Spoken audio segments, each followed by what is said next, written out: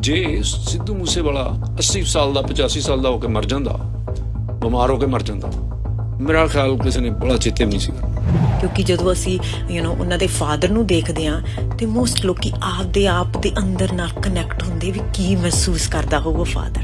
ਪਰ ਉਹਨਾਂ ਨੇ ਕਿੰਨੇ ਗਾਣੇ ਕਰਕੇ ਲੋਕਾਂ ਦੇ ਅੰਦਰ ਭਾਵਨਾਵਾਂ ਕ੍ਰੀਏਟ ਕੀਤੀਆਂ, ਲੋਕਾਂ ਨੂੰ ਆਪਦੇ ਅੰਦਰ ਨਾ ਜੋੜਿਆ।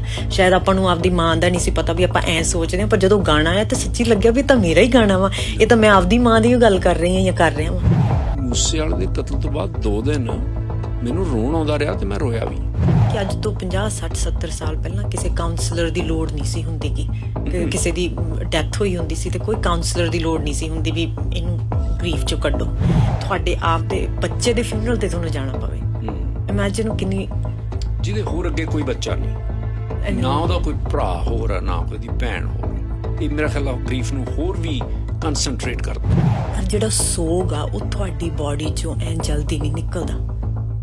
ਉਹ ਇੱਕ ਟੈਕਨੋਲੋਜੀ ਦਾ ਪੀਸ ਨਹੀਂ ਹੈਗਾ ਕਿ ਵੀ ਅੱਜ ਅਸੀਂ ਔਨ ਬਟਨ ਨੱਪਿਆ ਤੇ 3 ਕੁ ਦਿਨਾਂ ਨੂੰ ਅਸੀਂ ਆਫ ਨੱਪ ਦਾਂਗੇ ਤੇ ਉਦੋਂ ਬਾਅਦ ਖਤਮ ਕਹਾਣੀ ਆ ਤੇ ਕਿਸੇ ਨੂੰ ਕੋਈ ਯਾਦ ਨਹੀਂ ਆਉਂਦਾ। ਇਹ ਵੀ ਸਾਨੂੰ ਐਕਚੁਅਲੀ ਸੋਗ ਨਹੀਂ ਇੰਨਾ ਖਰਾਬ ਕਰਦਾ ਜਿੰਨਾ ਜਿਹੜੀਆਂ ਚੀਜ਼ਾਂ ਅਸੀਂ ਸੋਗ ਤੋਂ ਬਚਣ ਲਈ ਕਰਦੇ ਹਾਂ ਉਹ ਖਰਾਬ ਕਰ ਦਿੰਦੇ ਆ। ਯਾਰ ਰਹਿਣ ਦਿਓ ਉਹਦੇ ਕੋਲੇ, ਉਹਨੇ ਫਿਰ ਜਦੋਂ ਵੀ ਜਾਣਾ ਉਹਨੇ ਆਪਣੇ ਡੈਡੀ ਦੀ ਉਹ ਗੱਲ ਕਰਨ ਲੱਗ ਜਾਣੀ, ਫਿਰ ਉਹਨੇ ਆਪਣੇ ਬਾਪੂ ਦੀ ਗੱਲ ਛੇੜ ਕੇ ਰੋਣ ਲੱਗ ਜਾਣਾ। ਕਿ ਜੇ ਕੋਈ ਆਪਦੀ ਲਾਸ ਦੀ ਗੱਲ ਕਰਦਾ ਤੇ ਦੂਸਰਾ ਬੰਦਾ ਵੀ ਆਪਦੀ ਲਾਸ ਦੀ ਕਰਨ ਲੱਗ ਜਾਂਦਾ, ਕਿਉਂਕਿ ਉਹ ਕਲਚਰ, ਇਨਵਾਇਰਨਮੈਂਟ ਉਹ ਜਿਹਾ ਬਣ ਜਾਂਦਾ।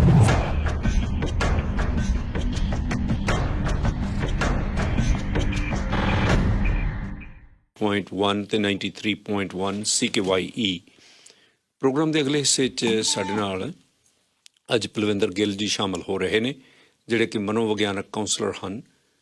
ਅੱਜ ਇੱਕ ਬੜੀ ਇੰਟਰਸਟਿੰਗ ਜਿਹੜੀ ਅਗਲੀ ਡਿਸਕਸ਼ਨ ਜਾਂ ਗੱਲਬਾਤ ਜਿਹੜੀ ਹੋਣੀ ਆ ਉਹ ਇਹ ਆ ਕਿ ਜਿਹੜੇ ਲੋਕ ਸੋਗ ਦੇ ਵਿੱਚ ਚਲੇ ਜਾਂਦੇ ਨੇ, ਲਾਸ ਤੋਂ ਬਾਅਦ ਗਰੀਫ ਦੇ ਵਿੱਚ ਚਲੇ ਜਾਂਦੇ ਨੇ, ਉਹ 'ਚੋਂ ਨਿਕਲਣਾ ਬੜਾ ਮੁਸ਼ਕਿਲ ਹੋ ਜਾਂਦਾ ਉਹਨਾਂ ਨੂੰ।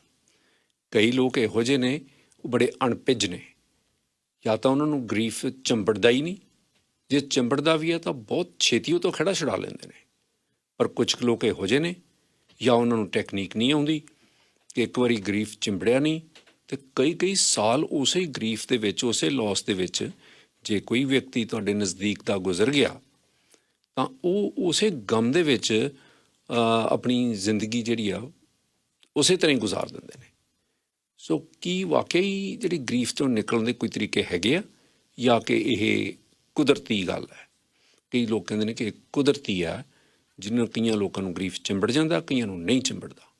ਲੇਕਿਨ ਅੱਜ ਸਾਨੂੰ ਪਲਵਿੰਦਰ ਜੀ ਦੱਸਣਗੇ ਕਿ ਗਰੀਫ ਜਿਹੜਾ ਇਹ ਕਿਉਂ ਹੁੰਦਾ। ਹੁਣ ਰੀਸੈਂਟਲੀ ਸਿੱਧੂ ਮੂਸੇਵਾਲਾ ਦੇ ਇਸ ਕਤਲ ਤੋਂ ਬਾਅਦ, ਉਹਦੇ ਮੌਤ ਤੋਂ ਬਾਅਦ ਜਿਹੜੇ ਉਹਨਾਂ ਨੂੰ ਜਾਣਦੇ ਸੀ ਉਹ ਤਾਂ ਉਦਾਸ ਹੋਣਾ ਹੀ ਸੀ, ਜਿਹੜੇ ਨਹੀਂ ਵੀ ਜਾਣਦੇ ਸੀ ਚੰਗੀ ਤਰ੍ਹਾਂ, ਕਈਆਂ ਨੇ ਗੀਤ ਵੀ ਚੱਜ ਨਾਲ ਨਹੀਂ ਸੀ ਸੁਣੇ, ਕਿਉਂਕਿ ਜਦੋਂ ਸਾਰੀ ਕਹਾਣੀ ਉਹਨਾਂ ਨੂੰ ਪਤਾ ਲੱਗੀ, ਜਦੋਂ ਉਹਨਾਂ ਨੇ ਵਿਜ਼ੂਅਲੀ ਵੇਖਿਆ, ਉਹਨਾਂ ਦੇ ਪਿਤਾ ਨੂੰ ਪੱਗ ਲਾਈ ਦੇਖ ਕੇ ਖੜੇ ਵੇਖਿਆ ਪਬਲਿਕ ਦੇ ਵਿੱਚ, ਉਹਨਾਂ ਦੀ ਮਾਤਾ ਨੂੰ ਉਹਦੇ ਵਾਲ ਗੁੰਦਦੇ ਹੋਏ, ਜੂੜਾ ਕਰਦੇ ਹੋਏ ਵੇਖਿਆ ਆਖਰੀ ਸਮੇਂ ਦੇ ਉੱਤੇ, ਔਰ ਉਹ ਬਹੁਤ ਇਸ ਗੱਲ ਤੋਂ ਇੰਪੈਕਟ ਹੋਏ ਨੇ।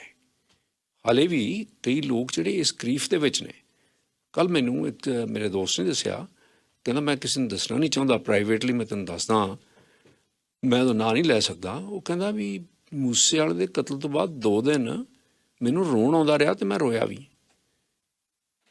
ਔਰ ਮੇਰੀ ਕੋਈ ਰਿਸ਼ਤੇਦਾਰੀ ਉਹਦੇ ਨਾਲ ਮੈਂ ਜਾਣਦਾ ਨਹੀਂ, ਪਰ ਜਿਉਂ ਮੈਨੂੰ ਪਤਾ ਲੱਗਦਾ ਰਿਹਾ ਕੀ ਹੋ ਰਿਹਾ, ਉਹਦਾ ਵਿਆਹ ਧਰਿਆ ਹੋਇਆ ਸੀ, ਉਹਦੀ ਮਾਤਾ ਦਾ ਕੀ ਹਾਲ ਹੋਏਗਾ, ਉਹਦੇ ਪਿਤਾ ਦਾ ਕੀ ਹਾਲ ਹੋਏਗਾ, ਕਿਉਂ ਇੰਨੀ ਕਰੂਅਲਿਟੀ ਨਾਲ ਮਾਰਿਆ ਗਿਆ ਉਸ ਨੂੰ। ਸੋ ਉਹ ਇਸ ਜਿਉਂ ਕਹਿੰਦਾ ਮੈਂ ਸੋਚਦਾ ਤਾਂ ਮੇਰੇ ਮਨ ਦੇ ਉੱਤੇ ਇਹਦਾ ਅਸਰ ਪਈ ਜਾਂਦਾ।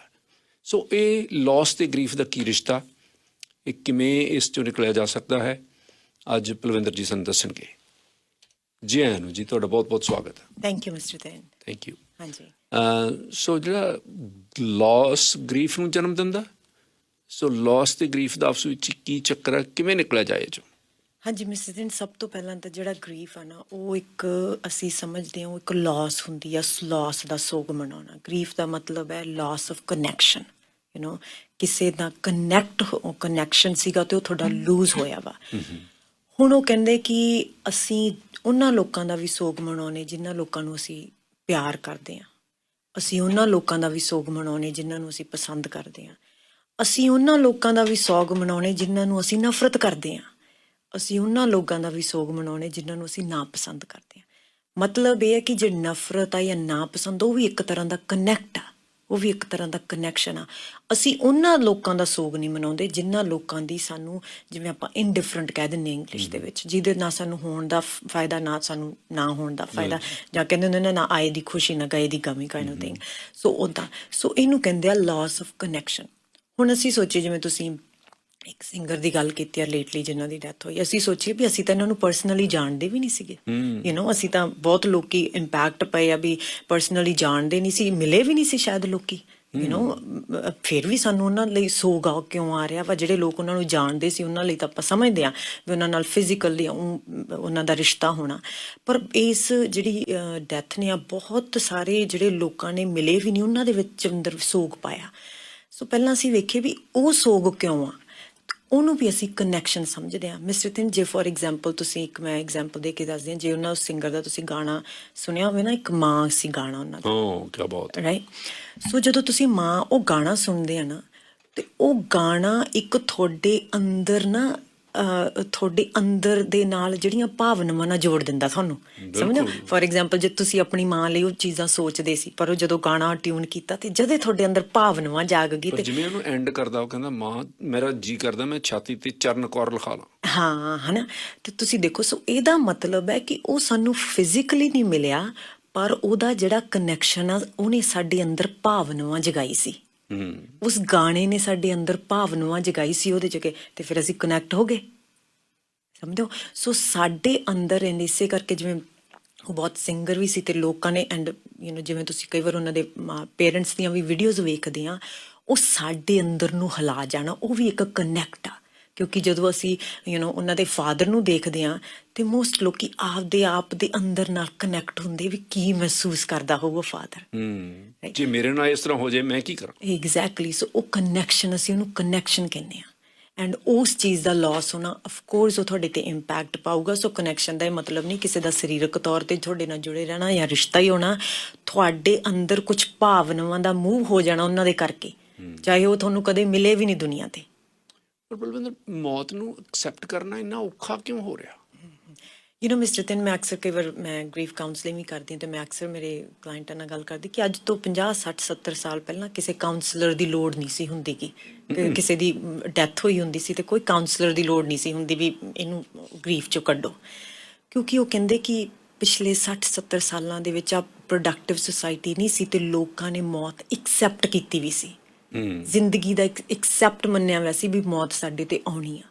ਪਰ ਜਿਸ ਕਲਚਰ 'ਚ ਅਸੀਂ ਰਹਿ ਰਹੇ ਨਾ, ਅਸੀਂ ਰਹਿ ਰਹੇ ਹਾਂ ਫਿਕਸ ਕਲਚਰ 'ਚ। ਇਹਦਾ ਮਤਲਬ ਵੀ ਸਾਨੂੰ ਐਂ ਲੱਗਦਾ ਵੀ ਅਸੀਂ ਮੌਤ ਤੋਂ ਵੀ ਬਚ ਜਾਵਾਂਗੇ। ਸਾਡੀ ਡੀਪ ਕੌਨਸ਼ੀਅਸਲੀ ਇਹ ਚੀਜ਼ ਆ, ਕਿਉਂਕਿ ਮੈਡੀਕਲ ਸਰਵਿਸਿਜ਼ ਆ, ਸਾਨੂੰ ਪਤਾ ਵੀ ਇਹ ਚੀਜ਼ ਤੋਂ ਵੀ ਅਸੀਂ ਠੀਕ ਹੋ ਕੇ ਲੰਘ ਜਾਵਾਂਗੇ। ਸੋ ਜਿਹੜੀ ਮੌਤ ਆ, ਐਂਡ ਐਕਚੁਅਲੀ ਡੈਥ ਦੀ, ਅਸੀਂ ਕਹਿੰਦੇ ਆਪਾਂ ਜਿੰਨੀ ਬਰਥ ਦੀ ਗੱਲ ਕਰਦੇ ਹਾਂ, ਡੈਥ ਦੀ ਤਾਂ ਆਪਾਂ ਉਨੀ ਗੱਲ ਵੀ ਨਹੀਂ ਕਰਦੇ। ਡਰਦੇ ਹਾਂ ਆਪਾਂ ਡੈਥ ਦੀ। ਸਾਨੂੰ ਇਹ ਲੱਗਦਾ ਵੀ ਜੇ ਅਸੀਂ ਡੈਥ ਦੀ ਗੱਲ ਕਰਦੇ, ਖਨੀ ਸਾਡੇ ਵੱਲ ਆ ਹੀ ਨਾ ਜਾਵੇ। ਪਹਿਲਾਂ ਲੋਕਾਂ ਨੇ ਐਕਸੈਪਟ ਕੀਤਾ ਹੋਇਆ ਸੀ। ਐਗਜ਼ੈਕਟਲੀ। ਕਾਉਂਸਲਿੰਗ ਤਾਂ ਕੋਈ ਜਾਂਦਾ ਨਹੀਂ ਸੀ। ਜੇ ਕੋਈ ਬੜਾ ਹੀ ਗਰੀਫ ਦੇ ਵਿੱਚ ਚਲਾ ਗਿਆ ਤਾਂ ਅੰਬੋ, ਵੱਡੀ ਬੇਬੇ ਜਾਂ ਕੋਈ ਬਾਪੂ, ਉਹ ਥੋੜਾ ਜਿਹਾ ਬਹਿ ਕੇ ਸਮਝਾ ਦਿੰਦੇ ਸੀ, ਸਬਰ ਕਰੀਦਾ ਹੁੰਦਾ, ਜਾਂ ਕੋਈ 2-4 ਗੱਲਾਂ ਕਰ ਦੇਣੀਆਂ, ਉਹੀ ਕਾਉਂਸਲਿੰਗ ਸੀ ਸ਼ਾਇਦ। ਐਂਡ ਮਿਸਟਰ ਥਿਨ, ਉਦੋਂ ਲੋਕ ਜਿਹੜੀ ਮੌਤ ਆ ਨਾ, ਉਹਨੂੰ ਐਕਸੈਪਟ ਕਰਦੇ ਸੀ। ਉਹਨਾਂ ਨੂੰ ਪਤਾ ਸੀ ਵੀ ਇਹ ਸਾਡੀ ਜ਼ਿੰਦਗੀ ਦਾ ਹਿੱਸਾ ਵਾ ਤੇ ਆਉਣੀ ਆ। ਪਰ ਹੁਣ ਇਹ ਚੀਜ਼ ਦੀਆਂ ਬਾਰੇ ਅਸੀਂ ਗੱਲਾਂ ਨਹੀਂ ਕਰਦੇ, ਤੇ ਸਾਨੂੰ ਇਹ ਲੱਗਦਾ ਵੀ ਇਹ ਸਾਨੂੰ ਤਾਂ ਨਹੀਂ ਆਉਣੀ, ਕਿਸੇ ਹੋਰ ਨੂੰ ਤਾਂ ਆ ਜੇ, ਪਰ ਸਾਨੂੰ ਨਹੀਂ ਆਉਣੀ। ਕਿਉਂਕਿ ਸਾਇੰਸ ਤੇ ਮੈਡੀਸਨ ਨੇ ਬੰਦੇ ਦੀ ਉਮਰ ਇੰਨੀ ਲੰਬੀ ਕਰ ਦਿੱਤੀ ਆ, 90, 95 ਸਾਲ ਆਮ ਲੋਕ ਤੁਰੇ ਫਿਰਦੇ ਆ ਜੀ। ਸੋ ਤੁਸੀਂ ਦੇਖੋ ਕਿ ਉਹ ਜਿਹੜਾ ਮੌਤ ਆ, ਜਿਹੜਾ ਸਾਨੂੰ ਏਦਾਂ ਲੱਗਦਾ ਵੀ ਉਹ ਆਉਣੀ ਨਹੀਂ ਖਣੀ, ਤੇ ਆਉਣੀ ਤੇ ਪਤਾ ਨਹੀਂ ਬਹੁਤ ਦੂਰ ਹਜੇ ਤਾਂ, ਸਮਝੋ। ਸੋ ਇਸ ਕਰਕੇ ਸਾਨੂੰ ਡੈਥ ਇਸ ਸੁਸਾਇਟੀ ਦੇ ਵਿੱਚ ਐਕਸੈਪਟ ਕਰਨੀ ਬਹੁਤ ਔਖੀ ਹੋ ਰਹੀ ਆ। ਐਂਡ ਦੂਸਰਾ ਕਾਰਨ ਆ ਮਿਸਟਰ ਥਿਨ, ਅਸੀਂ ਇੱਕ ਆਈਸੋਲੇਟਡ ਸੁਸਾਇਟੀ 'ਚ ਰਹਿ ਰਹੇ ਹਾਂ। ਸਭ ਤੋਂ ਜ਼ਿਆਦਾ ਦੁੱਖ ਹੀਲ, ਜਿਹੜਾ ਸੋਗ ਆ, ਉਹ ਹੀਲ ਕਦੋਂ ਹੁੰਦਾ? ਜਦੋਂ ਆਲੇ ਦੁਆਲੇ ਦੇ ਲੋਕ ਸਾਨੂੰ ਹੋਣ ਸਾਡੇ ਕੋਲ, ਉਸ ਦੁੱਖ ਦੇ ਨਾਲ। ਸੋ ਉਹ ਚੀਜ਼ ਨਾਲ ਅਸੀਂ ਹੀਲ ਹੁੰਦੇ ਹਾਂ। ਪਰ ਜੇ ਹੁਣ ਤੁਹਾਡੇ ਕੋਲ ਕੋਈ ਹੈ ਹੀ ਨਹੀਂ ਰਿਹਾ, ਕਿੰਨਾ ਤੁਸੀਂ ਦੇਖੋ ਵੀ ਇਹ ਦੁੱਖ ਦੇ ਵਿੱਚ ਵੀ ਕਿੰਨੇ ਲੋਕ ਸੋਗ ਮਨਾਇਆ, ਪਰ ਬਹੁਤ ਘੱਟ ਲੋਕਾਂ ਨੇ ਇੱਕ ਦੂਜੇ ਕੋਲ ਗੱਲਾਂ ਕੀਤੀਆਂ, ਬਜਾਏ ਸਿਰਫ ਇੱਕ ਫੋਨ ਤੇ ਬਹਿਣਾ ਉਹਨਾਂ ਨੂੰ ਠੀਕ ਲੱਗਿਆ। ਉਹ ਬਾਰ-ਬਾਰ ਵੀਡੀਓਜ਼ ਦੇਖੀ ਜਾਣਾ, ਪਰ ਕਿਸੇ ਨਾਲ ਕਮਿਊਨਿਟੀ ਕ੍ਰੀਏਟ ਕਰਕੇ ਗੱਲਾਂ ਕਰਨੀਆਂ, ਬੈਠਣਾ, ਉਸ ਚੀਜ਼ ਦਾ ਸੋਗ ਮਨਾਉਣਾ, ਆਪਦੇ ਅੰਦਰ ਦੀਆਂ ਭਾਵਨਾਵਾਂ ਦੱਸਣੀਆਂ, ਉਹ ਨਹੀਂ ਅਸੀਂ ਕਰ ਰਹੇ। ਅੱਛਾ, ਗ੍ਰੀਫ ਆ ਜਿਹੜਾ ਇਹਦੀਆਂ ਕਈ ਸਟੇਜਸ ਨੇ ਫਿਰ? ਜੀ ਹਾਂ, ਇਹਦੀਆਂ ਕਈ ਸਟੇਜਸ ਨੇ, ਪਰ ਜਿਵੇਂ ਕਿ ਮਿਸਟਰ ਥਿਨ ਮੈਂ ਸਟੇਜਸ ਤੁਹਾਨੂੰ ਦੱਸੂਗੀ, ਪਰ ਇਹਦਾ ਮਤਲਬ ਇਹ ਨਹੀਂ ਕਿ ਲੀਨੀਅਰ ਹੁੰਦਾ ਵਾ। ਇਹ ਮੈਂ ਇਹਦੀਆਂ ਆਮ ਸਟੇਜਸ ਹੈਗੀਆਂ, ਸ਼ੌਕ ਆ, ਐਂਗਰ ਆ, ਡਿਨਾਈਲ ਆ, ਡਿਪਰੈਸ਼ਨ ਆ, ਐਕਸੈਪਟੈਂਸ ਆ, ਹੁਣ ਨੈਕਸਟ ਵਾਲਾ ਉਹ ਕਹਿੰਦੇ ਵੀ ਫਾਈਂਡਿੰਗ ਮੀਨਿੰਗ, ਉਹ ਐਂਡ ਤੇ ਆਉਂਦਾ ਵਾ। ਹਾਂਜੀ, ਸੋ ਬੇਸਿਕਲੀ ਇਹ ਨਹੀਂ ਹੈਗਾ ਵੀ ਤੁਸੀਂ ਪਹਿਲਾਂ ਡਿਨਾਈਲ 'ਚ ਜਾਂਦੇ, ਹਰ ਬੰਦੇ ਲਈ ਸੇਮ ਨਹੀਂ, ਸਵਿਚ ਹੁੰਦਾ ਰਹਿੰਦਾ। ਕਿਸੇ ਨੂੰ ਹੋ ਸਕਦਾ ਡਿਪਰੈਸ਼ਨ ਪਹਿਲਾਂ ਆ ਜੇ, ਬਾਅਦ 'ਚ ਉਹਨੂੰ ਗੁੱਸਾ ਆ ਜਾਵੇ। ਐਂਡ ਮਿਸਟਰ ਥਿਨ ਜਿਹੜਾ ਆਹ ਵਾਲਾ ਆਪਾਂ ਦੇਖ ਰਹੇ ਹਾਂ, ਜਿਹੜਾ ਆਹ ਵਾਲੀ ਡੈਥ ਹੋਈ ਹੈ, ਕੰਪਲੀਕੇਟਡ ਗ੍ਰੀਫ ਇਹਨੂੰ ਕਹਿੰਦੇ ਆ। ਇਹਦਾ ਮਤਲਬ ਹੈ ਕਿ ਇਹ ਇੱਕ ਨੈਚੁਰਲ ਡੈਥ ਨਹੀਂ ਸੀ। ਹਾਂ, ਜੇ ਸਿੱਧੂ ਮੂਸੇਵਾਲਾ 80 ਸਾਲ ਦਾ 85 ਸਾਲ ਦਾ ਹੋ ਕੇ ਮਰ ਜਾਂਦਾ, ਬਿਮਾਰ ਹੋ ਕੇ ਮਰ ਜਾਂਦਾ, ਮੇਰਾ ਖਿਆਲ ਕਿਸੇ ਨੇ ਬੜਾ ਚੇਤੇ ਵੀ ਨਹੀਂ ਸੀ ਕਰਨਾ। ਇਹ ਨੈਚੁਰਲ ਡੈਥ ਨਹੀਂ ਸੀ, ਸੋ ਇੱਕ ਉਸ ਕਰਕੇ ਉਦੋਂ ਵੀ ਕੰਪਲੀਕੇਟਡ ਗ੍ਰੀਫ ਬਣਾਉਂਦਾ। ਫੋਰ ਐਗਜ਼ਾਮਪਲ ਮੈਂ ਤੁਹਾਨੂੰ ਇੱਕ ਦੱਸਦੀ, ਇੱਕ ਵਾਰੀ ਮੇਰੇ ਕੋਲ ਮਦਰ ਆਏ ਤੇ ਉਹਨਾਂ ਦੇ ਬੇਟੇ ਦੀ ਡੈਥ ਹੋ ਗਈ ਸੀ ਓਵਰਡੋਜ਼ ਨਾਲ। ਤੇ ਹੁਣ ਤੁਸੀਂ ਦੇਖੋ ਵੀ ਇੱਕ ਤਾਂ ਇਹ ਡੈਥ ਆ ਕਿ ਮੇਰਾ ਬੇਟਾ ਮੈਥੋਂ ਚਲਿਆ ਗਿਆ, ਦੂਸਰਾ ਗ੍ਰੀਫ ਆ ਕਿ ਉਹ ਓਵਰਡੋਜ਼ ਦੇ ਨਾਲ ਗਿਆ, ਤੇ ਸ਼ੇਮ, ਡੈਥ ਵੀ ਤੇ ਸ਼ੇਮ ਵੀ ਤੁਸੀਂ ਦੇਖੋ, ਇੱਕ ਕੰਪਲੀਕੇਟਡ ਗ੍ਰੀਫ ਹੋ ਗਿਆ। ਇਹਦਾ ਮਤਲਬ ਹੈ ਕਿ ਉਸ ਗ੍ਰੀਫ ਤੇ ਉਸ ਸੋਗ ਦੇ ਲੇਅਰਸ ਬਹੁਤ ਨੇ। ਉਸ ਰਿਵਰ ਦੇ ਵਿੱਚ ਲੇਅਰਸ ਬਹੁਤ ਨੇ, ਕਿਹੜੀ ਲਹਿਰ ਨੂੰ ਟੈਕਲ ਕਰਨਾ ਹੈ ਨਾ। ਸੋ ਜਿਹੜੀ ਵੀ ਅਸੀਂ ਡੈਥ ਐਕਸਪੀਰੀਅੰਸ, ਸੋਗ ਐਕਸਪੀਰੀਅੰਸ ਕਰ ਰਹੇ ਹਾਂ, ਉਹ ਇੱਕ ਕੰਪਲੀਕੇਟਡ ਗ੍ਰੀਫ ਹੈ। ਇਹਦਾ ਮਤਲਬ ਹੈ ਕਿ ਉਹ ਇੱਕ ਨੈਚੁਰਲ ਐਂਡ ਥਰਡ, ਕਿ ਆਮ ਅਸੀਂ ਅਕਸਰ ਵੇਖਿਆ ਵਾ ਵੀ ਐਜ਼ ਅ ਬੱਚੇ ਹੋਣ ਦੇ ਨਾਤੇ ਤੇ ਸਾਨੂੰ ਪਤਾ ਵੀ ਸਾਡੇ ਮਾਂ-ਬਾਪ ਨੇ ਦੁਨੀਆ ਤੋਂ ਚਲੇ ਜਾਣਾ। ਕਿਤੇ ਨਾ ਹੁਣ ਅਸੀਂ ਕਹਿੰਦੇ ਆ ਵੀ ਉਹ ਇੱਕ ਤਰ੍ਹਾਂ ਦਾ ਗ੍ਰੀਫ ਆ, ਵੀ ਅਸੀਂ ਸ਼ੁਰੂ ਤੋਂ ਲੈ ਕੇ ਉਹ ਦਿਮਾਗ 'ਚ ਹੌਲੀ-ਹੌਲੀ ਸਾਡੇ ਪ੍ਰੋਸੈਸ ਹੁੰਦਾ ਰਹਿੰਦਾ ਵਾ। ਸਾਨੂੰ ਪਤਾ ਡੀਪ ਡਾਊਨ ਵੀ ਹਾਂ ਵੀ ਮੇਰੇ ਮਾਂ-ਬਾਪ ਨੇ ਮੇਰੇ ਤੋਂ ਪਹਿਲਾਂ ਜਾਣਾ, ਹੈ ਨਾ। ਪਰ ਇਹ ਚੀਜ਼ 'ਚ ਉਲਟਾ ਹੋਇਆ, ਹੈ ਨਾ। ਸਾਡੀ ਸਾਈਕੀ ਐਕਸੈਪਟ ਨਹੀਂ ਕਰ ਸਕਦੀ, ਕਿਉਂਕਿ ਸਾਨੂੰ ਐਕਸੈਪਟ ਕਰਨਾ ਸਿਖਾਇਆ ਨਹੀਂ ਗਿਆ। ਬੱਚੇ ਮਾਂ-ਬਾਪ ਤੋਂ ਪਹਿਲਾਂ ਜਾਣ, ਇਹ ਬੜਾ ਅਨਨੈਚੁਰਲ ਆ। ਸੋ ਤੁਸੀਂ ਦੇਖੋ ਵੀ ਕਿੰਨੇ ਲੇਅਰਸ ਆ, ਐਂਡ ਅਸੀਂ ਜਿਹੜਾ ਸੋਗ ਮਨਾ ਰਹੇ ਹਾਂ ਉਹ ਕਿੰਨੇ ਲੇਅਰਸ ਦਾ ਮਨਾ ਰਹੇ ਹਾਂ। ਇਹ ਈਜ਼ੀ ਨਹੀਂ ਹੈਗਾ ਐਕਸੈਪਟ ਕਰਨਾ, ਕਿ ਇਹ ਬਹੁਤ ਈਜ਼ੀ ਆ ਥੋੜਾ ਸਾਨੂੰ ਐਕਸੈਪਟ ਕਰਨਾ ਵੀ ਜਦੋਂ ਇੱਕ ਮਾਂ-ਬਾਪ ਚਲਿਆ ਜਾਵੇ ਬੱਚੇ ਤੋਂ ਪਹਿਲਾਂ। ਇਹ ਥੋੜਾ ਫਿਰ ਵੀ ਸਾਡੇ ਦਿਮਾਗ ਲਈ ਥੋੜਾ ਸੋਗ ਤਾਂ ਫਿਰ ਵੀ ਆਉਂਦਾ ਤੁਹਾਡੇ ਤੇ, ਪਰ ਉਹ ਤੁਹਾਡੇ ਤੇ ਇੰਨਾ ਹਾਵੀ ਨਹੀਂ ਹੁੰਦਾ। ਪਰ ਜਦੋਂ ਬੱਚਾ ਤੁਹਾਡੇ ਸਾਹਮਣੇ ਚਲੇ ਜਾਵੇ ਤਾਂ ਤੁਹਾਡੇ ਆਪ ਦੇ ਬੱਚੇ ਦੇ ਫਿਊਨਰਲ ਤੇ ਤੁਹਾਨੂੰ ਜਾਣਾ ਪਵੇ। ਇਮੈਜਿਨ ਕਿੰਨੀ, ਜਿਹਦੇ ਹੋਰ ਅੱਗੇ ਕੋਈ ਬੱਚਾ ਨਹੀਂ, ਨਾ ਉਹਦਾ ਕੋਈ ਭਰਾ ਹੋਰ ਆ, ਨਾ ਕੋਈ ਦੀ ਭੈਣ ਹੋਰ ਆ, ਇਹ ਮੇਰਾ ਖਿਆਲ ਗ੍ਰੀਫ ਨੂੰ ਹੋਰ ਵੀ ਕੰਸਨਟਰੇਟ ਕਰ ਦਿੰਦਾ। ਐਂਡ ਕਲਚਰਲੀ, ਬਿਕਾਜ਼ ਅਸੀਂ ਕਲਚਰਲੀ ਇਹ ਸੋਚਦੇ ਹਾਂ ਵੀ ਜੇ ਇੱਕ ਬੱਚਾ ਚਲਿਆ ਗਿਆ ਤਾਂ ਦੂਸਰਾ ਤਾਂ ਹੈ। ਦਿਮਾਗ ਕਲਚਰਲੀ ਅਸੀਂ ਕੰਡੀਸ਼ਨਡ ਆ, ਸਮਝਦੇ ਹੋ। ਸੋ ਜਦੋਂ ਸਾਨੂੰ ਐਂਡ ਕਲਚਰ ਦੀ ਸਾਡਾ ਦਿਮਾਗ ਇਹ ਆ ਵੀ ਹੁਣ ਉਹਨਾਂ ਕੋਲ ਕੋਈ ਹੋਰ ਸਹਾਰਾ ਨਹੀਂ ਹੈਗਾ। ਅਸੀਂ ਆਪਦੇ ਦਿਮਾਗ ਦੇ ਵਿੱਚ ਉਹ ਚੀਜ਼ ਬਿਠਾਈ ਵੀ ਆ ਕਿ ਬੱਚੇ ਸਹਾਰਾ ਨੇ ਜਿਉਣ ਦਾ। ਦੈਟਸ ਰਾਈਟ, ਸਾਡੀ ਧਾਰਨਾ ਬਣੀ ਹੋਈ ਹੈ, ਸਾਡੀ ਧਾਰਨਾ ਬਣੀ ਵੀ ਆ। ਐਂਡ ਉਹ ਜਦੋਂ ਧਾਰਨਾ ਟੁੱਟਦੀ ਆ ਤੇ ਆਫ ਕੋਰਸ ਦੁੱਖ ਹੁੰਦਾ। ਸੋ ਜਿਹੜੀ ਤੁਸੀਂ ਦੱਸਦੇ ਹੋ ਵੀ ਕਈ ਕਿਸਮ ਦੀ ਇਹਦੀਆਂ ਸਟੇਜਸ ਨੇ, ਉਹ ਜਿਹੜੀਆਂ ਪਹਿਲੀਆਂ ਮੁੱਢਲੀਆਂ ਸਟੇਜਸ ਨੇ, ਉਹ ਸਾਰੀਆਂ ਸਟੇਜਸ ਵਾਰੀ ਇੱਕ ਤੋਂ ਬਾਅਦ ਦੂਜੀ ਤੋਂ ਬਾਅਦ ਤੀਜੀ ਆਉਂਦੀ ਰਹਿੰਦੀ ਆ, ਕਿ ਕਈ ਵਾਰੀ 2-3 ਇਕੱਠੀਆਂ ਵੀ ਆ ਜਾਂਦੀਆਂ? ਜੀ ਹਾਂ, ਜਿਵੇਂ ਮੈਂ ਕਿਹਾ 2-3 ਇਕੱਠੀਆਂ ਵੀ ਆ ਸਕਦੀਆਂ ਵਾ ਮਿਸਟਰ ਤਿੰਨ। ਹੋਇਆ ਕੀ ਕਿ ਜਿਹੜੀ ਅਸੀਂ ਦੇਖੋ, ਸੋਗ ਦਾ ਹੋਣਾ ਸਾਡੀ ਬਾਡੀ ਲਈ ਇੱਕ ਕੁਦਰਤੀ ਤਰੀਕਾ ਵਾ। ਫੋਰ ਐਗਜ਼ਾਮਪਲ ਮੈਂ ਇਹਦੀ ਇਹੀ ਐਗਜ਼ਾਮਪਲ ਦੇ ਸਕਦੀ ਹਾਂ ਕਿ ਜਦੋਂ ਇੱਕ ਮਾਂ ਨੇ ਬੱਚਾ ਪੈਦਾ ਕਰਨਾ, ਉਹਨੂੰ ਪੀੜ 'ਚੋਂ ਗੁਜ਼ਰਨਾ ਪੈਣਾ। ਜੇ ਉਹ ਕਵੇ ਵੀ ਮੈਂ ਪੀੜ ਵੀ ਲੈਣੀ ਨਹੀਂ ਤੇ ਬੱਚਾ ਵੀ ਮੇਰੇ ਹੋ ਜੇ, ਤੇ ਉਹ ਚੀਜ਼ ਹੋਣੀ ਨਹੀਂ। ਸੋ ਮਤਲਬ ਇਹ ਹੈ ਕਿ ਜਿਹੜਾ ਦੁੱਖ ਆ ਉਹ ਕੁਦਰਤੀ ਤੌਰ 'ਤੇ ਸਾਨੂੰ ਆਉਣਾ, ਕਿਉਂਕਿ ਉਹ ਸਾਨੂੰ ਬਦਲਣ ਦੀ ਉਹ ਕੋਸ਼ਿਸ਼ ਕਰ ਰਿਹਾ। ਸਾਡਾ ਅੰਦਰ ਤਾਂ ਬਦਲੂਗਾ, ਉਹ ਦੁੱਖ, ਉਹ ਪੇਨ ਨੇ ਸਾਨੂੰ ਅੰਦਰੋਂ ਬਦਲਣਾ ਵਾ। ਸਮਝਦੇ ਹੋ? ਉਹ ਰਿਐਲਿਟੀ ਨਾਲ ਅਸੀਂ ਜਿਉਣਾ ਸਿੱਖਣਾ ਵਾ। ਪ੍ਰੋਬਲਮ ਇਸ ਸੋਸਾਇਟੀ 'ਚ ਕਿ ਮਿਸਟਰ ਥਿੰਡ, ਅਸੀਂ ਇੱਕ ਫਾਸਟ ਪੇਸ ਸੋਸਾਇਟੀ 'ਚ ਅਸੀਂ ਕਹਿੰਦੇ ਹਰ ਚੀਜ਼ ਜਲਦੀ ਖਤਮ ਕਰੋ, ਹੋ ਜਾਓ। ਪਰ ਜਿਹੜਾ ਸੋਗ ਆ ਉਹ ਤੁਹਾਡੀ ਬਾਡੀ 'ਚੋਂ ਐਂ ਜਲਦੀ ਨਹੀਂ ਨਿਕਲਦਾ। ਉਹ ਇੱਕ ਟੈਕਨੋਲੋਜੀ ਦਾ ਪੀਸ ਨਹੀਂ ਹੈਗਾ ਵੀ ਅੱਜ ਅਸੀਂ ਔਨ ਬਟਨ ਨੱਪਿਆ ਤੇ 3 ਕੁ ਦਿਨਾਂ ਨੂੰ ਅਸੀਂ ਆਫ ਨੱਪ ਦਾਂਗੇ ਤੇ ਉਸ ਤੋਂ ਬਾਅਦ ਖਤਮ ਕਹਾਣੀ ਆ ਤੇ ਕਿਸੇ ਨੂੰ ਕੋਈ ਯਾਦ ਨਹੀਂ ਆਊਗਾ। ਇਹ ਨਹੀਂ ਹੈਗਾ। ਇਹ ਸੋਗ ਹੈ ਜਿਹੜੀ ਤੁਹਾਡੀ ਬਾਡੀ ਦਾ ਆਪਣਾ ਇੱਕ ਪਰਸਨਲ ਐਕਸਪੀਰੀਅੰਸ ਆ। ਇਹਨੂੰ ਬਾਡੀ 'ਚੋਂ ਨਿਕਲਣ ਲਈ ਤੁਹਾਨੂੰ ਟਾਈਮ ਲੱਗਦਾ। ਪਰ ਉਹ ਕਹਿੰਦੇ ਵੀ ਜਿਹੜੀ ਚੀਜ਼ ਤੁਸੀਂ ਮਹਿਸੂਸ ਨਹੀਂ ਕਰ ਸਕਦੇ ਨਾ ਬਾਡੀ 'ਚ, ਉਹ ਤੁਹਾਡੀ ਬਾਡੀ 'ਚੋਂ ਨਿਕਲ ਵੀ ਨਹੀਂ ਸਕਦੀ। When you feel it, you heal it. Unless ਤੁਸੀਂ ਬਾਡੀ 'ਚੋਂ ਚੀਜ਼ਾਂ ਮਹਿਸੂਸ ਨਹੀਂ ਕਰ ਰਹੇ ਹੋ, ਬਾਡੀ ਉਹ ਭਾਵਨਾਵਾਂ ਤੁਹਾਡਾ ਬਾਡੀ ਛੱਡ ਕੇ ਨਹੀਂ ਜਾ ਸਕਦੀ। ਕਈ ਵਾਰੀ ਪੱਕੇ ਤੌਰ ਤੇ ਵੀ ਬੰਦਾ ਗਰੀਫ 'ਚ ਰਹਿ ਸਕਦਾ ਕਿ ਨਿਕਲੇ ਹੀ ਨਾ। ਦੇਖੋ ਮਿਸਟਰ ਥਿੰਨ, ਜਿਵੇਂ ਬਹੁਤ ਟਾਈਮ ਦੇ ਵਿੱਚ ਐ ਨਹੀਂ ਹੁੰਦਾ। ਜਿਹੜਾ ਗਰੀਫ ਆ ਨਾ, ਇਹ ਇੱਕ ਬਹੁਤ ਜਿਵੇਂ ਵੇਵਸ ਦੇ ਰਾਹੀਂ ਆਉਂਦਾ। ਅਸੀਂ ਕਿਸੇ ਦੀ ਗਰੀਫ ਪ੍ਰੋਸੈਸ ਅਸੀਂ ਜੱਜ ਨਹੀਂ ਕਰ ਸਕਦੇ ਦੇਖ ਕੇ, ਰਾਈਟ। ਪਰ ਹਾਂ, ਫੋਰ ਐਗਜ਼ਾਮਪਲ ਮੈਂ ਤੁਹਾਨੂੰ ਦੱਸਾਂ ਕਿ ਇੱਕ ਮਦਰ ਸੀ ਤੇ ਉਹਨਾਂ ਦੇ ਬੇਟੇ ਦਾ ਓਵਰਡੋਜ਼ ਨਾਲ ਡੈਥ ਹੋਈ ਤੇ ਉਹ ਕਾਫੀ ਚਿਰ ਗਰੀਫ 'ਚ ਰਹੇ। ਆਫਟਰ 2 years ਉਹਨਾਂ ਨੇ ਇੱਕ, ਜਿਵੇਂ ਆਪਾਂ ਗੱਲ ਕਰਾਂਗੇ, ਇੱਕ ਹੁੰਦਾ PTSD, ਪੋਸਟ ਟਰਾਮੈਟਿਕ ਸਟ੍ਰੈਸ ਡਿਸਆਰਡਰ, ਇੱਕ ਹੁੰਦਾ ਪੋਸਟ ਟਰਾਮੈਟਿਕ ਗਰੋਥ। ਇਹਦਾ ਮਤਲਬ ਹੈ ਕਿ ਅਸੀਂ ਕਿਸੇ ਇਵੈਂਟ 'ਚੋਂ ਬਾਹਰ ਕਿਵੇਂ ਨਿਕਲੇ ਹਾਂ, ਅਸੀਂ ਉਹਨੂੰ ਇੱਕ ਸਟ੍ਰੈਸ ਦਾ ਦਾਇਰਾ ਬਣਾ ਲਿਆ ਜਾਂ ਇੱਕ ਗਰੋਥ ਦਾ ਦਾਇਰਾ ਬਣਾ ਲਿਆ। ਸੋ ਜਿਵੇਂ ਮਤਲਬ ਫੋਰ ਐਗਜ਼ਾਮਪਲ ਇੱਕ ਮਦਰ ਦੀ ਮੈਂ ਗੱਲ ਕਰ ਰਹੀ ਸੀ, ਉਹਨਾਂ ਦੇ ਬੇਟੇ ਦੀ ਓਵਰਡੋਜ਼ ਡੈਥ ਹੋ ਗਈ ਤੇ ਉਹ ਕਾਫੀ 2-3 ਸਾਲ ਗਰੀਫ ਉਹਨਾਂ ਨੇ ਕੀਤੀ, ਕਾਫੀ ਉਹ ਰਹੇ ਵੀ। ਤੇ ਉਸ ਤੋਂ ਬਾਅਦ ਉਹਨਾਂ ਨੇ ਇੱਕ ਲਾਈਫ ਦਾ ਮੀਨਿੰਗ ਕਰਿਆ ਕਿ ਮੈਂ ਦੂਜੇ ਬੱਚਿਆਂ ਨੂੰ ਕਿਵੇਂ ਬਚਾ ਸਕਦੀ ਇਸੇ ਚੀਜ਼ ਤੋਂ, ਕਿ ਮੇਰੇ ਬੱਚੇ ਕੋਲ ਓਵਰਡੋਜ਼ ਦੇ ਜਾਂ ਰਿਸੋਰਸਿਸ ਨਹੀਂ ਸੀ, ਉਹਨੂੰ ਪਤਾ ਵੀ ਉਹਨੇ ਕਿੱਥੇ ਜਾਣਾ ਵਾ, ਕਿ ਮੇਰਾ ਬੱਚਾ ਇੱਕ ਦੁਖੀ ਸੀ, ਬਾਕੀਆਂ ਦੀ ਮਦਦ ਕਰ ਪਰ ਸਕਦਾ। ਬਾਕੀਆਂ ਦੀ ਮੈਂ ਕਿਵੇਂ ਮਦਦ ਕਰ ਸਕਦੀ ਹਾਂ। ਸੋ ਹੁਣ ਜੇ ਅੱਜ ਵੀ ਮੈਂ ਉਹਨਾਂ ਨੂੰ ਜਾਣਦੀ ਹਾਂ ਤੇ ਅੱਜ ਦੇ ਤੁਸੀਂ ਕਹੋ ਕਿ ਆਪਦੇ ਬੇਟੇ ਨੂੰ ਭੁੱਲ ਗਏ, ਤੇ ਮੈਂ ਤੁਹਾਨੂੰ ਕਹੂੰਗੀ ਕਿ ਨਹੀਂ ਭੁੱਲਿਓ। ਤੇ ਜੇ ਮੈਂ ਤੁਸੀਂ ਕਹੋ ਕਿ ਉਹ ਆਪਦੇ ਬੇਟੇ ਦੀ ਡੈਥ ਕਿਸ ਤਰ੍ਹਾਂ ਹੋਈ, ਉਹ ਵੀ ਨਹੀਂ ਉਹ ਭੁੱਲੇ। ਪਰ ਹਾਂ, ਉਹਨਾਂ ਦੀ ਲਾਈਫ ਦਾ ਇੱਕ ਮੀਨਿੰਗ ਬਣ ਗਿਆ ਵਾ ਕਿ ਅੱਜ ਉਹ ਜਿਹੀਆਂ ਸੰਸਥਾਵਾਂ ਨਾਲ ਜੁੜੇ ਹੋਏ ਆ, ਉਹ ਜਿਹੀਆਂ ਐਸੋਸੀਏਸ਼ਨਸ ਨਾਲ ਜੁੜੇ ਹੋਏ ਨੇ, ਜਿੱਥੇ ਉਹ ਜਿਹੜੇ ਇਹੋ ਜਿਹੇ ਲੋਕ ਓਵਰਡੋਜ਼ ਦੇ ਵਿੱਚ ਰਿਸੋਰਸਿਸ ਪ੍ਰੋਵਾਈਡ ਕਰਦੇ ਨੇ, ਮਦਦ ਕਰਦੇ ਨੇ ਲੋਕਾਂ ਦੀ। ਜਿਹੜੀ ਤੁਸੀਂ ਗਰੋਥ ਦੀ ਗੱਲ ਕਰਦੇ ਸੀ, ਇੱਕ ਤਾਂ ਇਹ ਤਰੀਕਾ ਇਹ ਆ ਕਿ ਉਸ ਲਾਸ ਨੂੰ ਗਰੋਥ ਬਣਾ ਦਿੱਤਾ ਜਾਏ। ਜੀ ਹਾਂ ਮਿਸਟਰ ਥਿੰਨ, ਸਭ ਤੋਂ ਪਹਿਲਾਂ ਆਪਾਂ ਦੇਖੋ ਜਿਹੜੀ ਗਰੀਫ ਤੋਂ ਅਸੀਂ, ਉਹ ਕਹਿੰਦੇ ਵੀ ਸਾਨੂੰ ਐਕਚੁਅਲੀ ਸੋਗ ਨਹੀਂ ਇੰਨਾ ਖਰਾਬ ਕਰਦਾ ਜਿੰਨਾ ਜਿਹੜੀਆਂ ਚੀਜ਼ਾਂ ਅਸੀਂ ਸੋਗ ਤੋਂ ਬਚਣ ਲਈ ਕਰਦੇ ਹਾਂ ਉਹ ਖਰਾਬ ਕਰ ਦਿੰਦੀਆਂ। ਕਿਵੇਂ? ਫੋਰ ਐਗਜ਼ਾਮਪਲ, ਜੇ ਤੁਸੀਂ ਆਪਦੇ ਦੁੱਖ ਤੋਂ ਬਚਣ ਲਈ ਅਲਕੋਹਲ ਪੀਣ ਲੱਗ ਗਏ, ਉਹ ਤੁਹਾਨੂੰ ਜ਼ਿਆਦਾ ਖਰਾਬ ਕਰ ਦੂਗੀ। ਲੈਸੇ ਤੁਹਾਡਾ ਰਿਸ਼ਤਾ ਟੁੱਟਿਆ ਕਿਸੇ ਨਾਲੋਂ, ਤੇ ਤੁਹਾਡੇ ਅੰਦਰ ਸੋਗ ਆ, ਬਿਕਾਜ਼ ਉਹ ਵੀ ਇੱਕ ਤਰ੍ਹਾਂ ਦੀ ਲਾਸ ਆ। ਤੁਹਾਡੇ ਅੰਦਰ ਰਿਸ਼ਤੇ ਦੀ ਡੈਥ ਹੋਈ ਆ, ਤੁਹਾਡੀ ਡਿਵੋਰਸ ਹੋਇਆ ਵਾ। ਸੋ ਜੇ ਤੁਸੀਂ ਫੋਰ ਐਗਜ਼ਾਮਪਲ ਫੂਡ ਜ਼ਿਆਦਾ ਖਾਣ ਲੱਗ ਗਏ ਆ, ਆਪਦੇ ਆਪ ਨੂੰ ਅੰਦਰੋਂ ਵੀ ਮੈਂ ਉਹ ਮਹਿਸੂਸ ਨਾ ਕਰਾਂ, ਜੋ ਮੈਂ ਇਕੱਲਾਪਣ, ਜੋ ਮੈਂ ਸੋਗ ਮਹਿਸੂਸ ਕਰਦਾ, ਮੈਂ ਉਹ ਅੰਦਰੋਂ ਮਹਿਸੂਸ ਨਾ ਕਰਾਂ ਤੇ ਮੈਂ ਖਾਣ ਲੱਗ ਜਾ, ਮੈਂ ਸ਼ਰਾਬ ਪੀਣ ਲੱਗ ਜਾਵਾਂ, ਜਾਂ ਮੈਂ ਕੁਛ ਸਬਸਟੈਂਸ ਅਬਿਊਜ਼ ਕਿਸੇ ਤਰੀਕੇ ਨਾਲ ਕਰਨ ਲੱਗ, ਜਾਂ ਮੈਂ ਹੋਰ ਕੋਈ ਆਪਦਾ ਇੱਕ ਸੋਗ ਤੋਂ ਭੱਜਣ ਦੇ ਤਰੀਕੇ ਬਣਾਵਾਂ, ਉਹ ਸਾਨੂੰ ਖਰਾਬ ਕਰਦੇ ਆ। ਜਿਵੇਂ ਫੋਰ ਐਗਜ਼ਾਮਪਲ, ਸੋਗ ਤੋਂ ਭੱਜਣ ਲਈ ਲੋਕੀ ਸ਼ਾਇਦ ਕਈ ਵਾਰ ਉਹ ਜੇ ਅਨਹੈਲਥੀ ਰਿਸ਼ਤਿਆਂ ਦੇ ਵਿੱਚ ਵੀ ਚਲੇ ਜਾਂਦੇ ਨੇ। ਸੋ ਜਿਹੜੇ ਸਾਡੇ ਤਰੀਕੇ ਸੋਗ ਤੋਂ ਭੱਜਣ ਲਈ ਸਾਨੂੰ ਖਰਾਬ ਕਰਦੇ ਨੇ, ਸੋਗ ਨਹੀਂ ਸਾਨੂੰ ਇਕੱਲਾ ਖਰਾਬ ਕਰਦਾ। ਐਂਡ ਮਿਸਟਰ ਥਿੰਨ, ਜਿਵੇਂ ਮੈਂ ਪਹਿਲਾਂ ਵੀ ਗੱਲ ਕੀਤੀ ਕਿ ਜਿਸ ਕਲਚਰ 'ਚ ਅਸੀਂ ਰਹਿ ਰਹੇ ਹਾਂ, ਅਸੀਂ ਨਾ ਕਈ ਵਾਰ ਜੇ ਫੋਰ ਐਗਜ਼ਾਮਪਲ ਕਿਸੇ ਦੇ ਬੱਚੇ ਦੀ ਵੀ ਡੈਥ ਹੋਈ ਆ ਜਾਂ ਕਿਸੇ ਦੇ ਘਰ ਦੀ, ਅਸੀਂ ਉਹਦੇ ਕੋਲ ਗੱਲ ਨਹੀਂ ਛੇੜਨਾ ਚਾਹੁੰਦੇ।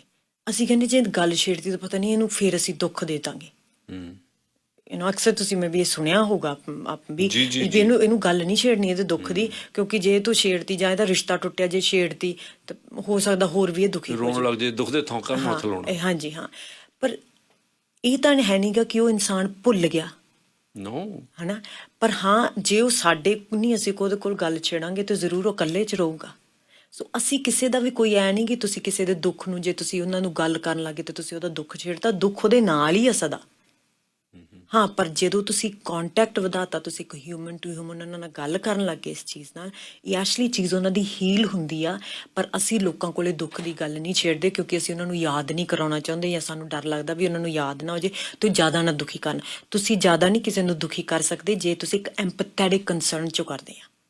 ਜਿਹੜੀ ਗੱਲ ਤੁਸੀਂ ਪਹਿਲਾਂ ਦੱਸੀ ਸੀ ਕਿ ਜਿਹੜਾ ਬੰਦਾ ਗਰੀਫ ਦੇ ਵਿੱਚ ਆ, ਸੋਗ ਦੇ ਵਿੱਚ ਆ, ਉਹਦਾ ਕੋਈ ਲਾਸ ਆ ਬਹੁਤ ਵੱਡਾ, ਕੋਈ ਉਹਦਾ ਨਜ਼ਦੀਕੀ ਗੁਜ਼ਰ ਗਿਆ, ਤਾਂ ਬਹੁਤ ਬੰਦੇ ਜੇ ਉਹਦੇ ਕੋਲ ਬੈਠੇ ਰਹਿੰਦੇ ਆ ਜਾਂ ਆਉਂਦੇ ਜਾਂਦੇ ਰਹਿੰਦੇ ਆ, ਜਾਂ ਉਹਦੇ ਕੋਲੇ ਹੀ ਸਰਾਊਂਡਡ ਵਿਦ ਫਰੈਂਡਸ, ਵੈਲ ਵਿਸ਼ਰਸ, ਉਹਦਾ ਜਿਹੜਾ ਹੀਲਿੰਗ ਛੇਤੀ ਹੋ ਜਾਂਦੀ ਹੈ। ਜੀ ਹਾਂ, ਸੋ ਜਿਵੇਂ ਆਪਾਂ ਪਹਿਲਾਂ ਵੀ ਕਿਹਾ ਸੀਗਾ ਕਿ ਮਿਸਟਰ ਸਿੰਡ, ਸਪੈਸ਼ਲੀ ਗਰੀਫ ਦੇ ਵਿੱਚ, ਕਿ ਜਿਹੜੀਆਂ ਸਾਡੀਆਂ ਭਾਵਨਾਵਾਂ ਵਾ, ਫੋਰ ਐਗਜ਼ਾਮਪਲ ਤੁਸੀਂ ਮੇ ਬੀ ਉਹਨਾਂ ਦੇ ਫਾਦਰ ਦੀ ਸ਼ਾਇਦ ਸਪੀਚ ਮੇ ਬੀ ਸੁਣੀ ਹੋਊਗੀ।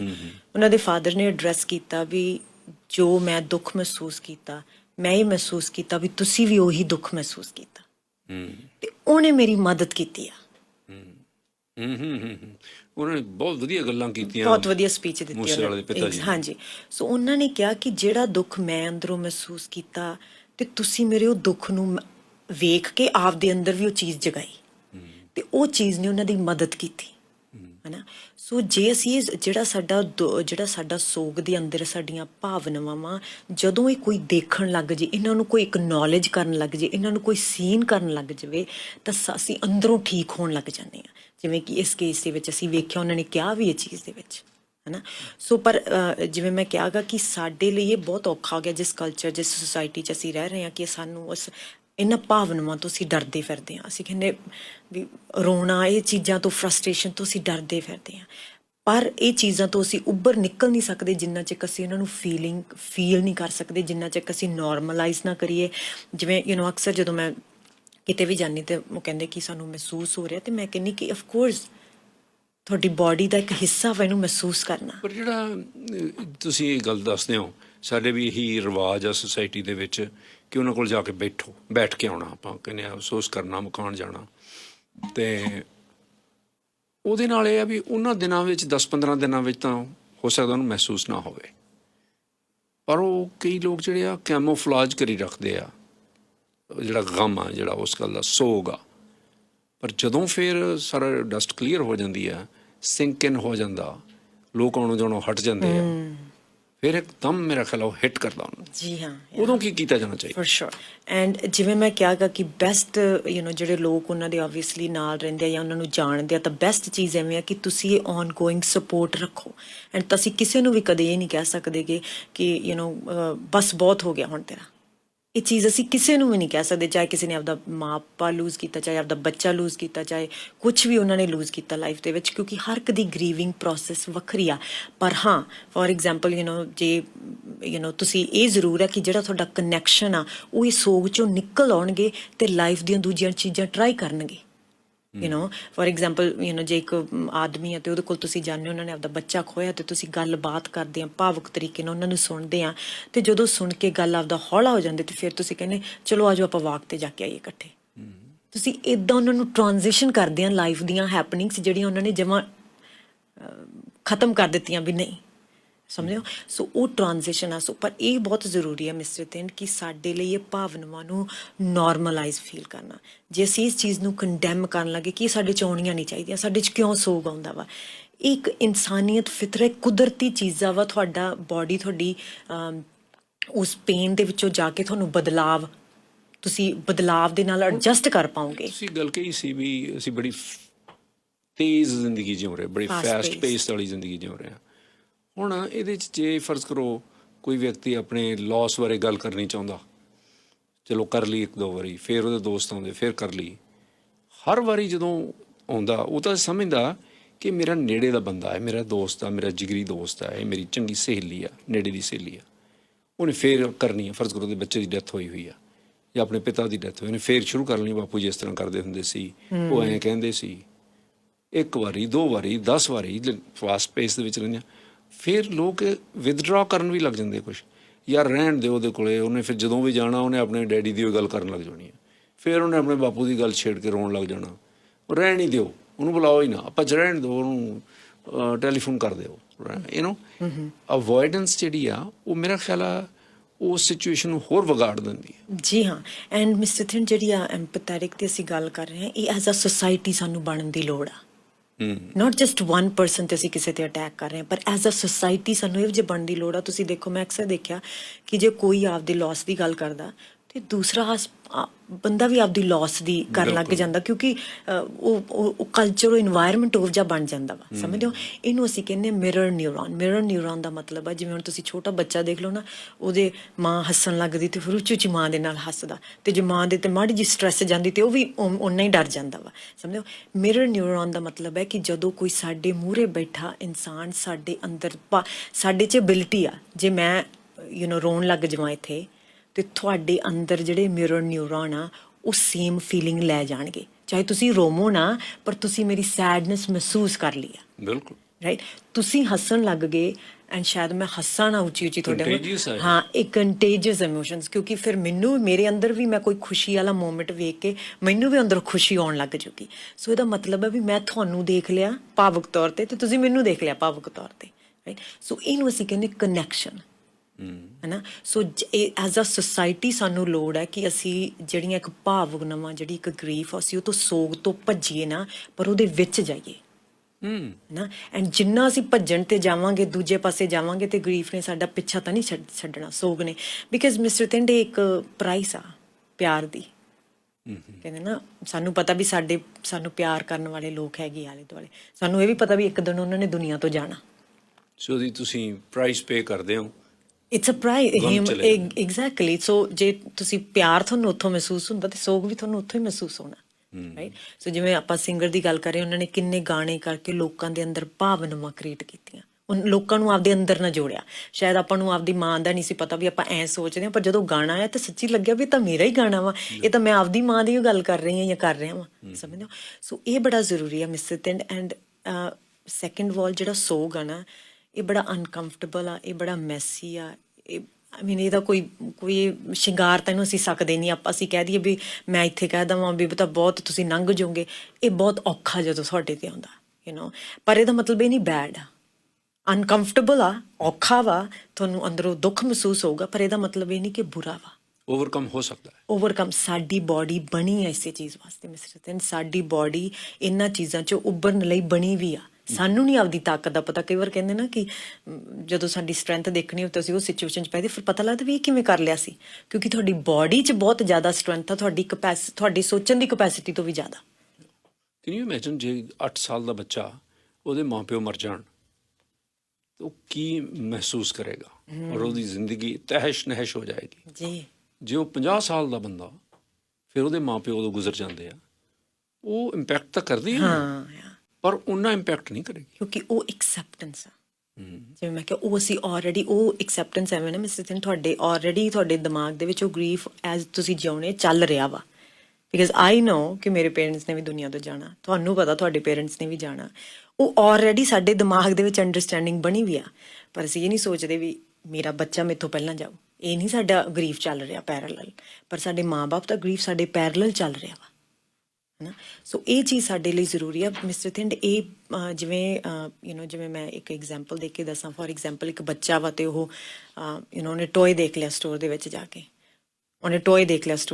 ਕੇ ਤੇ ਉਹ ਕਹਿੰਦਾ ਮੈਂ ਆਹ ਟੋਏ ਲੈਣਾ ਵਾ ਤੇ ਉਹਦੀ ਮਾਨਸਿਕ ਸਥਿਤੀ ਇਹ ਬਣ ਗਈ ਵੀ ਇਹ ਟੋਏ ਲੈ ਕੇ ਮੈਂ ਘਰੇ ਜਾਊਂਗਾ ਤੇ ਇਹਨੂੰ ਮੈਂ ਤੋੜ ਫੋੜ ਕਰੂੰਗਾ ਤੇ ਇਹਨੂੰ ਮੈਂ ਇਹਦੇ ਨਾਲ ਇੰਜੋਏ ਕਰੂੰਗਾ ਖੇਡੂੰਗਾ ਤੇ ਹੁਣ ਮਾਂ ਨੇ ਉਹਨੂੰ ਟੋਏ ਲੈ ਕੇ ਨਹੀਂ ਦਿੱਤਾ ਤੇ ਕਾਰ ਤੱਕ ਆਉਂਦਾ ਉਹ ਰੋਂਦਾ ਵਾ ਚਲਾਉਂਦਾ ਵਾ ਕਿਉਂਕਿ ਜਿਹੜੀ ਉਹਦੀ ਮਾਨਸਿਕ ਸਥਿਤੀ ਬਣ ਗਈ ਆ ਉਹ ਬਦਲਣ ਦੀ ਕੋਸ਼ਿਸ਼ ਕਰ ਰਿਹਾ ਐਂਡ ਐਜ਼ ਅ ਰਿਜ਼ਲਟ ਉਹਨੂੰ ਰੋਣਾ ਤੇ ਪੀਣ ਆਊਗਾ ਤੇ ਘਰ ਤੱਕ ਜਾਂਦਿਆਂ ਠੀਕ ਹੋ ਜਾਊਗਾ ਅੱਛਾ ਹੈ ਨਾ ਸੋ ਮੇਰੇ ਕਹਿਣ ਦਾ ਮਤਲਬ ਐਗਜ਼ਾਮਪਲ ਮੈਂ ਤਾਂ ਦਿੱਤੀ ਕਿ ਉਹਨਾਂ ਚਿਰ ਲਈ ਹਾਂਜੀ ਜਿੰਨਾ ਚਿਰ ਉਹ ਸਟੋਰ ਤੋਂ ਤੁਰ ਕੇ ਕਾਰ ਤੱਕ ਆਇਆ ਚੀਕਾਂ ਮਾਰਦਾ ਆਇਆ ਬਾਲ ਪਟਦਾ ਆਇਆ ਅੱਡੀਆਂ ਘਸਾਉਂਦਾ ਆਇਆ ਉਹਨਾਂ ਚਿਰ ਤੋਂ ਲੈ ਕੇ ਜਿੰਨਾ ਕਾਰ ਦੇ ਵਿੱਚ ਬੈਠਿਆ ਉਹਨੂੰ ਉਦਾਸੀ ਹੋਈ ਕਿ ਹਾਏ ਮੈਨੂੰ ਟੋਏ ਨਹੀਂ ਮਿਲਿਆ ਜਿਹੜਾ ਉਹ ਡੈਮੇਜ ਹੋ ਰਿਹਾ ਉਹ ਕਿਤੇ ਅਕਾਊਂਟੇਬਲ ਆ ਉਹ ਪਰਮਾਨੈਂਟਲੀ ਜਿਹੜਾ ਉਹ ਟਰਾਮਾ ਉਹ ਰਹਿੰਦਾ ਫਿਰ ਦਿਮਾਗ ਦੇ ਵਿੱਚ ਹਰ ਵਾਰੀ ਜਦੋਂ ਹਰ ਹਫਤੇ ਹੀ ਹਰ ਫਰਾਈਡੇ ਸੈਟਰਡੇ ਨੂੰ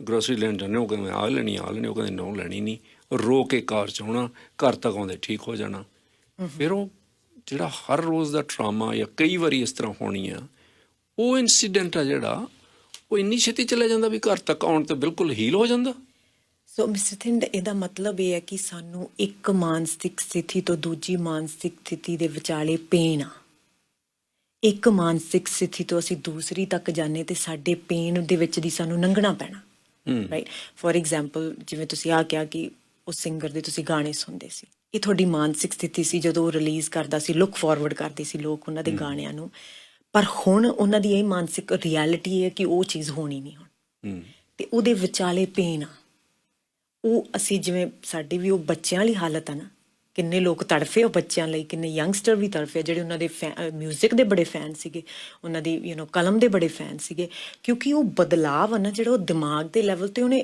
ਤੜਫਣਾ ਵਾ ਜਿੰਨਾ ਚਿਰ ਉਹ ਬਦਲਾਅ ਨੂੰ ਐਕਸੈਪਟ ਨਾ ਕਰ ਲਵੇ ਸਮਝੋ। ਸੋ ਕਾਰ ਤੱਕ ਹੌਲੀ ਹੌਲੀ ਜਾਂਦਾ ਬੱਚਾ ਐਕਸੈਪਟ ਕਰ ਲੈਂਦਾ ਮੇਰੇ ਕੋਲ ਟੋਏ ਹੈ ਨਹੀਂ, ਹੁਣ ਮੈਂ ਕਰਨੀ। ਘਰ ਤੱਕ ਜਾਂਦਾ ਉਹ ਠੀਕ ਹੋ ਜਾਂਦਾ। ਸੋ ਉਹਦੇ ਵੀ ਮਨ ਚ ਆਉਂਦਾ, ਕਿਉਂਕਿ ਉਹ ਵੀ ਮਾਨਸਿਕ ਸਥਿਤੀ ਉਹਦੀ ਇਹ ਹੁੰਦੀ ਵੀ ਮੈਂ ਘਰੇ ਜਾ ਕੇ ਟੋਏ ਨਾਲ ਪਰ ਖੇਡਣਾ। ਉਹ ਇਫੈਕਟ ਗਿਆ ਕਿਤੇ ਰਹਿੰਦਾ ਨਹੀਂ। ਜੀ ਹਾਂ, ਕਿਉਂਕਿ ਮਾਨਸਿਕ ਸਥਿਤੀ ਬਦਲਾਵ ਵਾਸਤੇ ਇਹੀ ਜ਼ਰੂਰੀ ਆ ਕਿ ਜਦੋਂ ਤੁਸੀਂ ਇੱਕ ਬਦਲਾਵ ਦੇ ਨਾਲ ਅਡੈਪਟ ਕਰਦੇ ਹੋ, ਪੇਨ ਤੁਹਾਡੇ ਦਿਮਾਗ ਨੂੰ ਸਹਿਣੀ ਪੈਂਦੀ ਹੈ ਮਿਸਟਰ ਜ਼ੈਨ।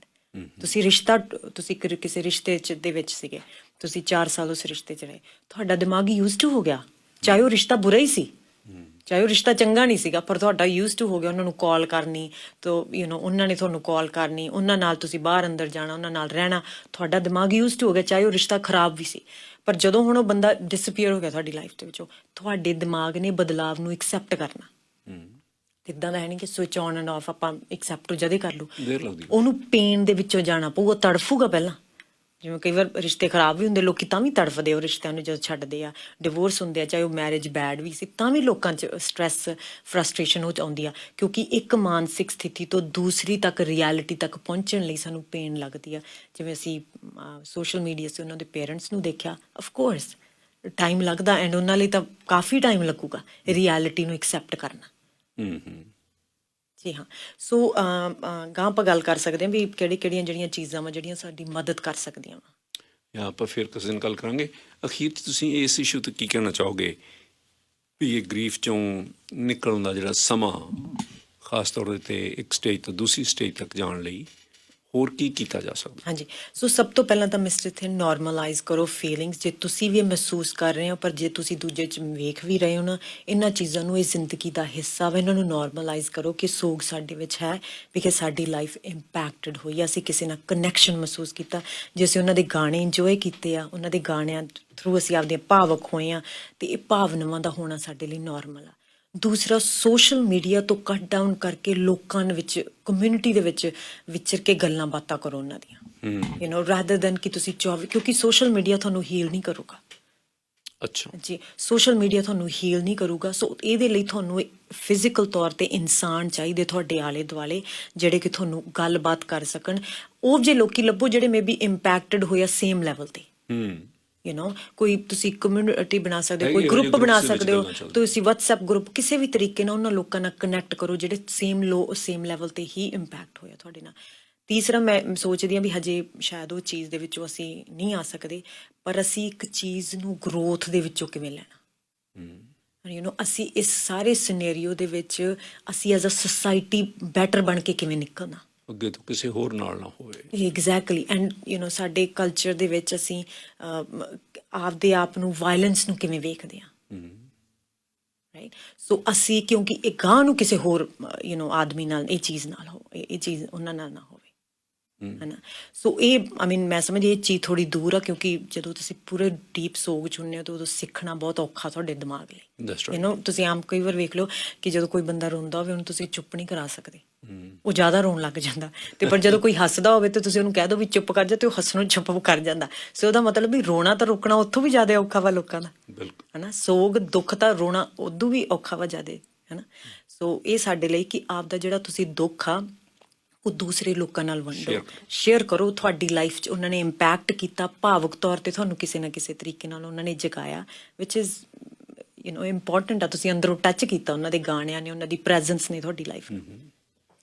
ਪਲਵਿੰਦਰ ਜੀ, ਥੈਂਕ ਯੂ, ਬਹੁਤ ਬਹੁਤ ਮਿਹਰਬਾਨੀ ਤੁਹਾਡੀ, ਸ਼ੁਕਰੀਆ। Thank you.